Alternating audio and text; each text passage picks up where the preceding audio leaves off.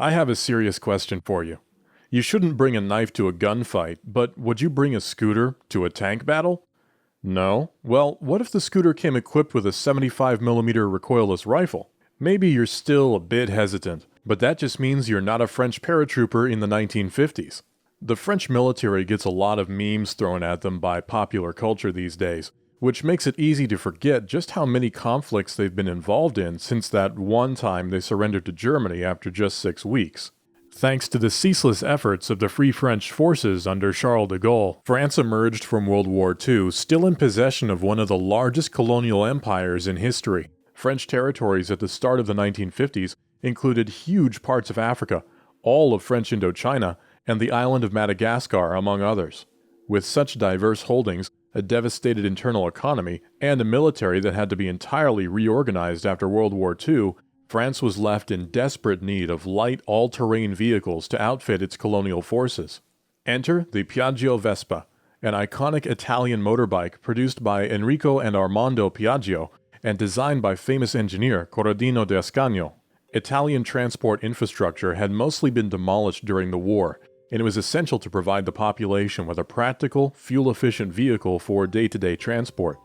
The Piaggio company had answered the call in 1946 with the MP6, an iteration of the older MP5 Paperino motorbike designed during the war years. As soon as the prototype was approved, the design went into production as the Vespa 98, so called for its 98 cubic centimeter engine displacement. This initial model was capable of a respectable 60 km per hour and featured a 3-speed gearbox. By 1948, over 10,000 Vespas were zooming around the Italian countryside and had gained a superb reputation as rugged, dependable vehicles thanks to their fully metallic bodywork. This piqued the interest of the French military, who had recently become embroiled in the bloody quagmire known to history as the First Indochina War. So far, the lightly armed Viet Minh guerrillas had proven frustratingly elusive, and the jungles of Vietnam were a nearly impenetrable barrier for any sort of armored force. The Vespa represented a potential solution to the French dilemma, being robust enough to operate in hostile terrain and cheap enough to easily mass-produce and ship to French colonial holdings. After careful negotiations with the Italian government, the French military set about modifying the civilian motorbike into the Piaggio Vespa Troupe Aéroportée, or TAP-56, and later 59. These numbers refer to the years of introduction. To help it stand up to the rigors of combat, the humble Vespa chassis was reinforced with metal tubes that surrounded the vehicle and cushioned it from impacts that might otherwise damage the bodywork. A sturdy metal rack was added to the driver's shield with 4 large metal bolts, while the size of the front mudguard was reduced to accommodate this modification. Another addition was a large headlight mounted above the handlebars and surrounded by a metal cage to keep it safe from stones and other light projectiles. Behind the handlebars, the standard odometer, speedometer, and spare wheel were present, alongside a pair of sturdy brackets not featured on the original design. These were added as a parachute mount, as the French military intended the Vespa to act as an airdropped transport for paratrooper squadrons deployed behind enemy lines. Given that a soft landing could never be guaranteed, the underside of the Vespa chassis was given additional reinforcements. This included metal plating with a rubber underlayer around the engine and muffler. Perhaps the most noteworthy modification to the civilian chassis was the large cutout in the driver's shield, added for the purposes of holding a large recoilless rifle that could be easily dismounted and deployed against entrenched enemy forces or light armor. It should be emphasized here that the Vespa was never ever intended to fire this weapon while mounted, only to carry the substantial weapon into combat, with 6 ammunition boxes stowed aft of the driver's position. The shield mounting point was reinforced with leather padding affixed with rivets, which prevented the rifle from banging about during transport. When it came time to actually deploy its main weapon, the Vespa's saddle could simply be slid sideways to expose the metal trapeze supporting the rifle underneath. The rifle carried by the Vespa was the M20, a 75mm American design dating back to 1944. The breech of the M20 was constructed to allow the gases from the ignition of the propellant charge to escape through the back of the weapon. This ingenious mechanism was designed in such a way that the escaping gases canceled out recoil created by the fired shell, without significantly reducing its velocity. Said velocity was 301 meters per second for the M309HE and M311 smoke rounds, and 304 meters per second for the M310 high-explosive anti-tank round. The M310 was capable of penetrating up to 100 millimeters of rolled homogeneous armor, a feat it could perform at any range thanks to its shaped charge design. Unfortunately, like most heat rounds, the unimpressive muzzle velocity limited its accuracy, making hits beyond 400 meters very unlikely. While lacking the ability to seriously threaten heavily armored targets, the M20 was an ideal weapon for jungle warfare, weighing in at just 75 pounds and quite capable of destroying bunkers, trenches, and other light fortifications. It also shared a common tripod mount with the ubiquitous M1917A1 machine gun. Thanks to its robust design, the Vespa could easily carry the weapon into battle, though given the offset mounting point, only a skilled driver could be trusted to do so with any confidence.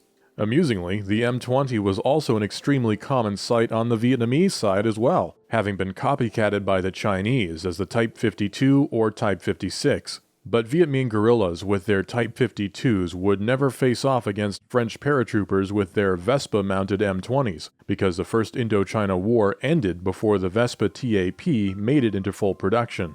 Said production run consisted between 600 and 800 vehicles, the first of which entered service in 1956. By this point, the original civilian Vespa had been iterated upon numerous times, and the militarized version incorporated several of these changes. Chief among them was the substantially more powerful engine from the Vespa VL3 Struzo, aka Ostrich.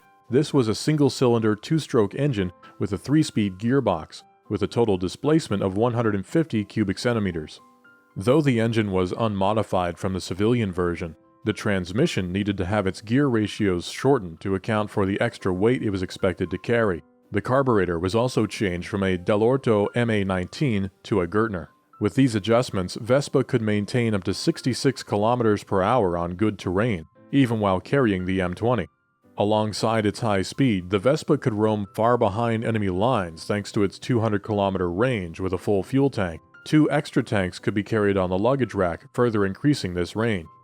Being intended to operate mostly in rural environments, the Vespa TAP was delivered in either dark green or sand yellow.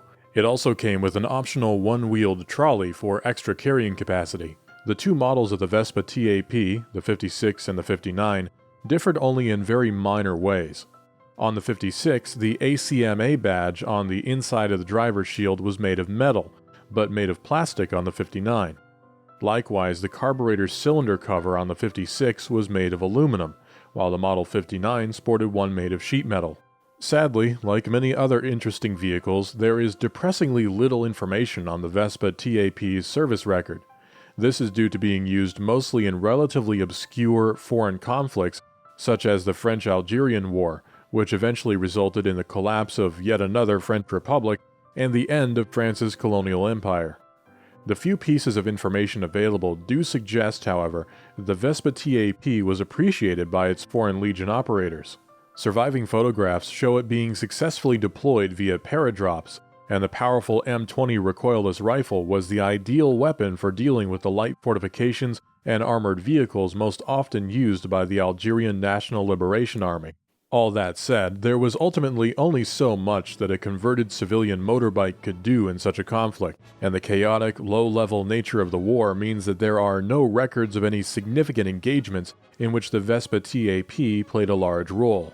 Additionally, we are unsure when the Vespa TAP was officially retired from service, though it makes sense that without its colonial empire to protect anymore, the French simply dropped the requirements for such a vehicle in order to consolidate limited resources.